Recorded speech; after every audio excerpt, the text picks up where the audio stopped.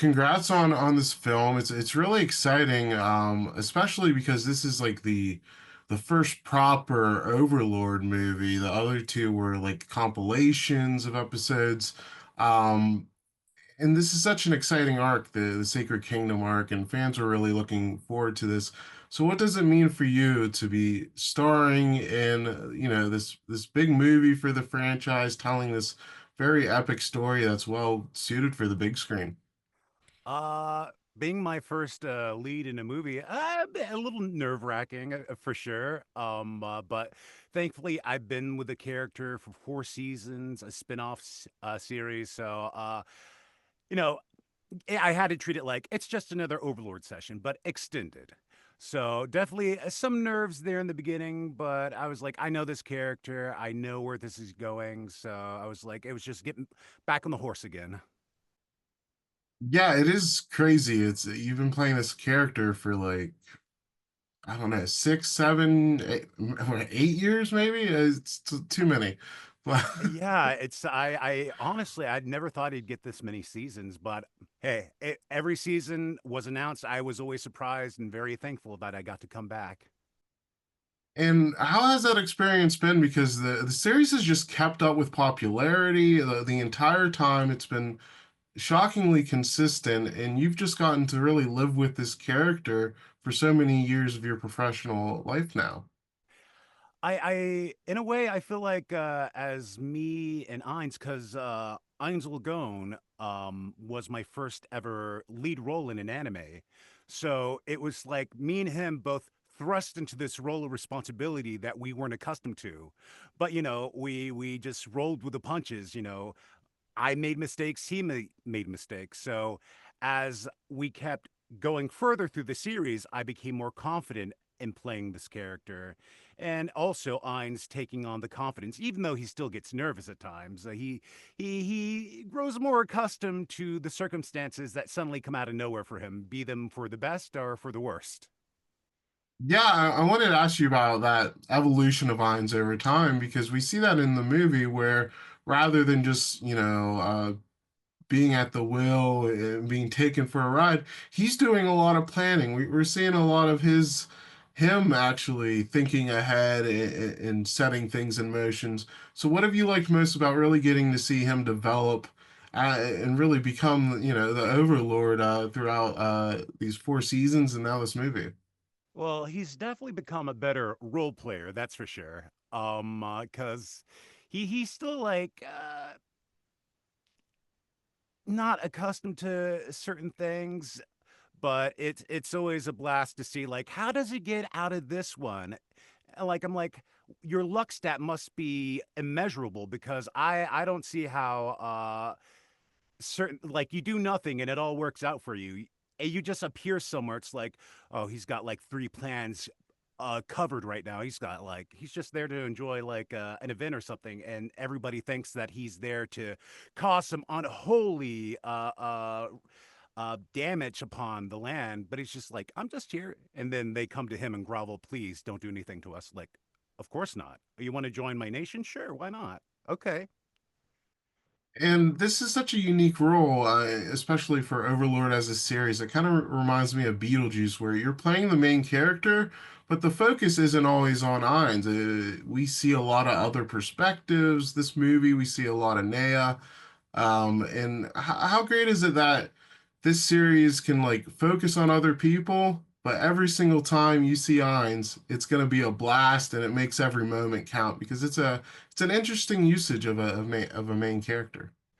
I am very happy that the Overlord series and for Overlord the Sacred Kingdom that we have such a large, diverse cast because it'd be great to be with Ainz all the time, but come on, we got to see the people of this world, how, like the world building, I love, how it develops and the little snippets we get with each season, especially with this movie, because we've never seen the Sacred Kingdom until now. We've only heard murmurs of it up to this point.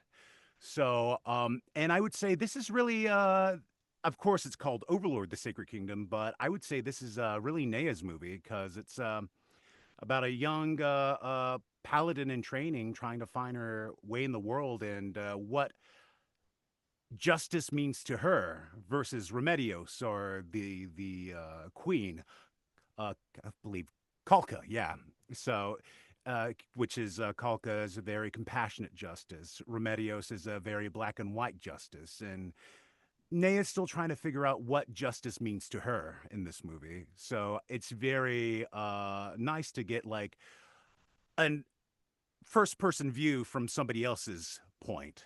Because when Ainz appears, you're always watching it from Neia's eyes. So all those cool action sequences, it's just like it's just as amazing as you would as an audience member see it from a human's eyes. But Ainz is like, oh, this is just every day for me.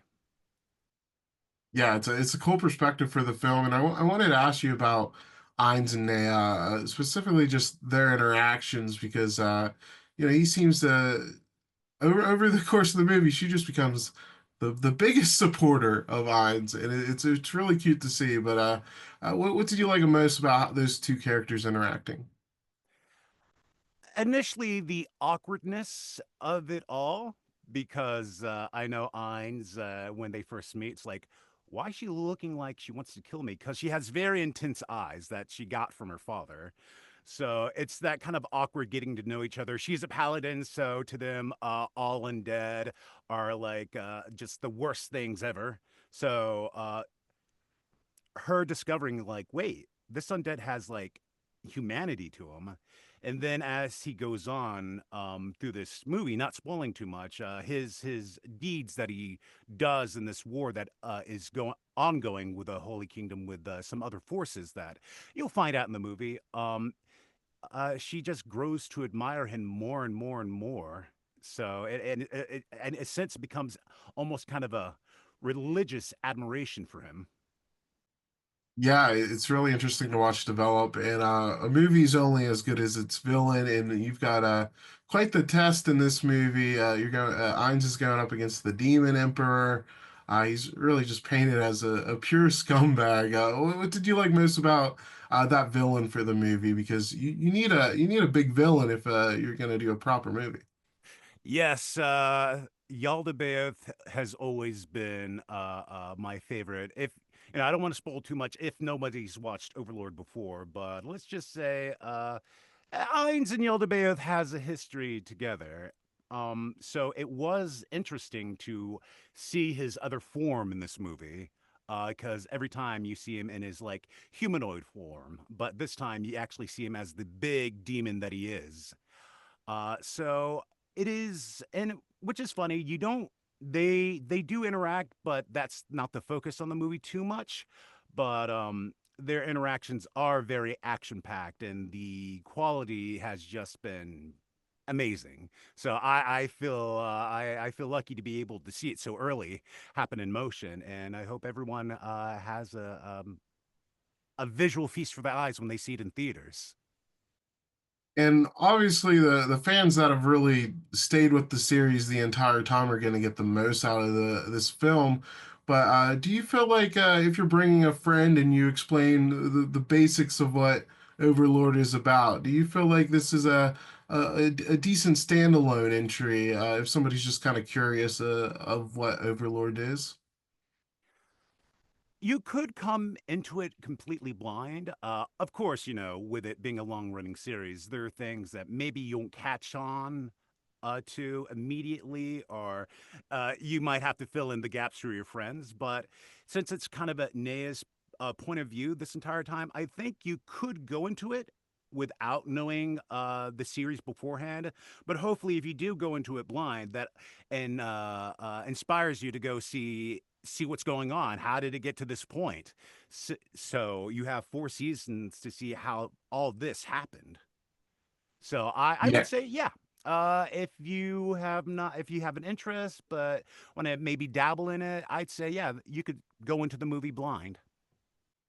Yeah, and then you'll get so much more context once you're spurred on to watch the show as well. And my last question for you, it's so cool that you voice Akuma in Street Fighter now. How crazy was it when you got that call? I was ecstatic. I'm a fighting game player, so I've been playing Street Fighter for many years. So, like they say, you get an audition and you send it off and you forget it. But when it's something that like prolific, you're like, am I gonna get an email? Am I gonna what's gonna happen?